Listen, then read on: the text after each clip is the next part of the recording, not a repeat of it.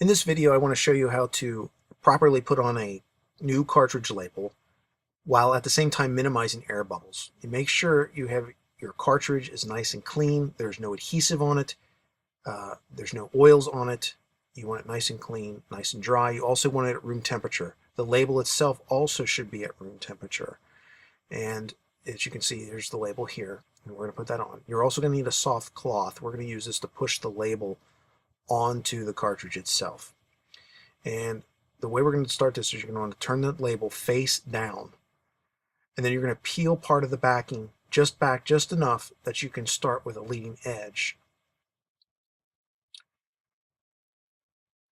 You're then going to want to line this up with one of the larger edges of the or the longer edges of the cartridge label. In this case, in Activision, it's down here by the connector area that goes into the unit, goes into the Atari itself.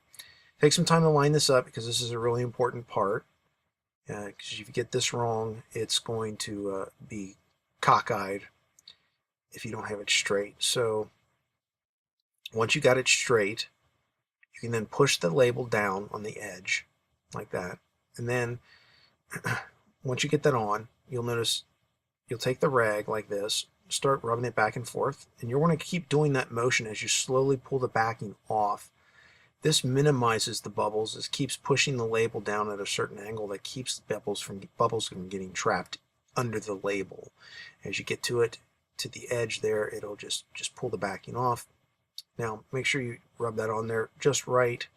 You don't have to push over the edge just yet. Once you're confident you got the bubbles out, then you can slowly start going back and forth like this with the cloth and slowly pushing down the edge of the label. At that point, you should have the label fully adhered to the cartridge with minimal bubbles. Almost you shouldn't have any bubbles actually at that point.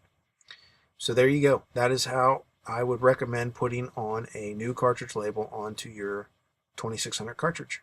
Good luck.